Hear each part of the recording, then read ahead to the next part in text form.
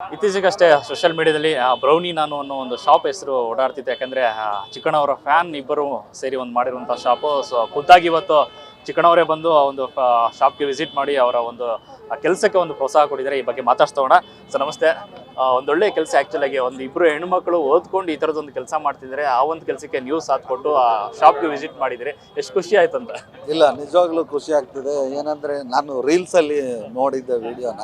So ಒಂದ್ಸಲ ಹೋಗೋಣ, ಯಾಕಂದರೆ ಕಾಲೇಜ್ಗೆ ಹೋಗ್ತಾರೆ ಇಬ್ಬರು ಹೆಣ್ಮಕ್ಳು, ಪಾರ್ಟ್ ಟೈಮಲ್ಲಿ ಇದನ್ನು ಮಾಡಿಕೊಂಡು ಅವ್ರ ಸ್ಟಡೀಸ್ನ ಅವ್ರು ಮಾಡ್ಕೊತಾರೆ. ಸೊ ಒಂದು ಹೆಣ್ಣುಮಕ್ಳು ಸ್ವಾವಲಂಬಿಯಾಗಿ ಬದುಕ್ತಿದ್ದಾರಲ್ಲ. ಸೊ ಬಂದರೆ ಏನೋ ನಮ್ಮ ಕಡೆಯಿಂದ ಚೂರು ಪಾರು ಏನು ಸಪೋರ್ಟ್ ಆಗುತ್ತೆ ಮಾಡೋಣ ಅಂದ್ಕೊಂಡು ಒಂದು ವಿಸಿಟ್ ಕೊಟ್ಟೆ. ಬಟ್ ಟೇಸ್ಟು ಮಾಡಿದೆ, ತುಂಬ ಚೆನ್ನಾಗಿದೆ ಟೇಸ್ಟು. ಇಲ್ಲಿ ಅಕ್ಕಪಕ್ಕ ಯಾರ್ಯಾರು ಓಡಾಡ್ತಿರ್ತೀರ, ಯಾವ ಎಲ್ಲಿದು ಅಂದ್ರಳ್ಳಿ ಡಿ ಗ್ರೂಪ್ ಹತ್ರ, ಇಲ್ಲಿ ಅಕ್ಕಪಕ್ಕ ಹೋಗ್ಬೇಕಾದ್ರೆ ದಯವಿಟ್ಟು ಎಲ್ಲರೂ ಬನ್ನಿ, ಟೇಸ್ಟ್ ಮಾಡಿ, ತುಂಬ ಚೆನ್ನಾಗಿದೆ. ಬಹಳ ಮುಖ್ಯವಾಗಿ ಅಂದರೆ ನೀವು ಹೇಳಿದ್ರಲ್ಲ, ಓದ್ಕೊಂಡು ಈ ಥರದೊಂದು ಕೆಲಸ ಮಾಡಿದಿಲ್ಲ, ಎಲ್ಲ ಹೆಣ್ಮಕ್ಳು ಒಂದ್ಸರಿ ಎದುರ್ಕೋತಾರೆ. ಎರಡೆರಡು ಕೆಲಸ ಹೆಂಗ್ ಮೇಂಟೈನ್ ಮಾಡೋದು, ಓದ್ಕೊಂಡೆಲ್ಲ ಕೆಲಸ ಮಾಡೋದು. ಇಬ್ಬರೇ ಹೆಣ್ಣು ಮಕ್ಕಳು ಸ್ವಾವಲಂಬಿಯಾಗಿ ಈ ಥರದೊಂದು ಕೆಲಸ ಮಾಡ್ತಾರಂತ ಅಲ್ಲ, ನಿಜಕ್ಕೂ ಖುಷಿ ಆಗುತ್ತೆ. ಯಾಕಂದರೆ ಎಷ್ಟೋ ಜನಕ್ಕೆ ಒಂಥರ ಮಾದರಿ ಆಗಿರ್ತಾರೆ. ಯಾಕಂದರೆ ಈಗ ಇರೋ ಎಜುಕೇಷನ್ ಸಿಸ್ಟಮಲ್ಲಿ ಓದೋಕ್ಕೆ ತುಂಬ ಕಷ್ಟ.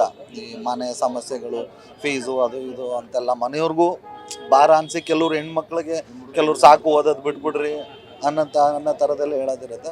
ಸೊ ಅಂಥವ್ರಿಗೆ ಇವರಿಬ್ಬರು ಎಕ್ಸಾಂಪಲ್. ಆ್ಯಕ್ಚುಲಾಗಿ ಅವರು ದುಡ್ಕೊಂಡು ಅವರೇ ಓದ್ತಿದ್ದಾರಲ್ಲ, ಅದು ಖುಷಿ ಪಡೋ ವಿಷಯ. ಸೊ ಎಲ್ಲ ಹೆಣ್ಮಕ್ಳು ಸ್ವಾವಲಂಬಿಯಾಗಿ ನಿಂತ್ಕೊಳ್ರಿ, ನೀವೇ ದುಡ್ದು ನೀವೇ ಚೆನ್ನಾಗಿರಿ. ಭಾಳ ಮುಖ್ಯವಾಗಿ ಹೈಲೈಟ್ ಅನಿಸ್ತಿರೋದು ಈ ಶಾಪಲ್ಲಿ ಇರುವಂಥ ಹೆಸರು ಬ್ರೌನಿ ನಾನು ಅಂತ, ನಿಮ್ಮ ಫೇಮಸ್ ಡೈಲಾಗನ್ನು ಇಟ್ಟಿರುವಂಥದ್ದು. ಬಟ್ ಅದೇ ಗೊತ್ತಿಲ್ಲ ಅದು ಹಿಂಗಾಗುತ್ತೆ ಅಂತ. ಬ್ರೌನಿ ನಾನು ಅಂತ ಎಲ್ಲೋ ಒಂದು ಕಡೆ ಹೇಳಿದ್ವಿ, ಬಟ್ ಅದರಲ್ಲೇ ಒಂದು ಹೋಟ್ಲ್ ಆಗಿದೆ. ಸೊ ನಮಗೂ ಖುಷಿ ಆಗುತ್ತೆ.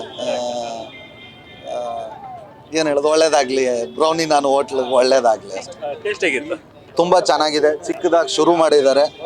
ಸೊ ಈ ವ್ಯಾಪಾರ ದೊಡ್ಡ ಮಟ್ಟಕ್ಕಾಗಲಿ, ಅವರು ದೊಡ್ಡದಾಗಿ ಮಾಡೋ ಥರ ತಾಯಿ ಚಾಮುಂಡೇಶ್ವರಿ ಅವ್ರಿಗೆ ಆಶೀರ್ವಾದ ಮಾಡಿ.